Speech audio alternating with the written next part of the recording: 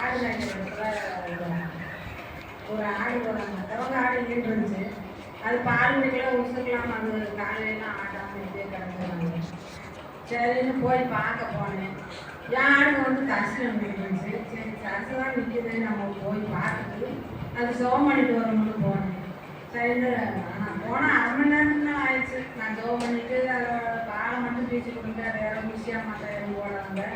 பாலை கொடுத்தாலே அதை படிச்சு முடியும் அப்படின்ட்டு சொல்லிட்டு நான் சொல்லி வாயமுடங்குலையும் இது நான் பார்க்கலாம். ஆடு பூரா வாரங்கள்ல போய் ரயில்வே வாரங்கள்ல கடைசியாக இருந்துச்சு. நான் ரயில் ஒரு நேரம் ஆயிடுச்சு அப்படின்ட்டு பார்த்தேன். கேட்டு அடைச்சிட்டாங்க. நான் பக்கத்தில் போயிட்டு ரயில் வந்துச்சு. ஆனால் நீ ரயில் வந்துருச்சு, நம்ம என்ன செய்ய முடியும், ஒன்றுமே செய்ய முடியாது நம்மளால் அப்படின்ட்டு முள்ளே அந்த வாரங்கள்லாம் வெட்டி போட்டுருக்காங்க. அந்த ரயிலை பார்த்தோம்னாக்க அந்த முள்ளிலேயே நடத்தி முடிச்சிட்டேன். பெரிய செருப்பு பிடிங்கி வச்சுங்க.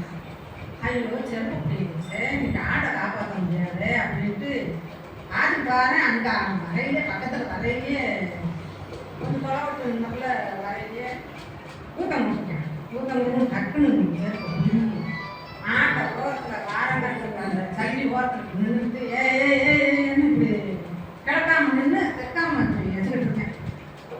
ஊத்த முழுக்கமே ஆடு ஊரா சல்லுன்னு ஓடிடுச்சு.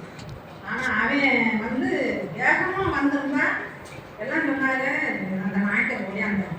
அந்த பிள்ளை கவர்மெண்ட் போனால் போச்சு, அது என்னாச்சோ என்னமோ அப்படின்னு ஓடியாந்தார்.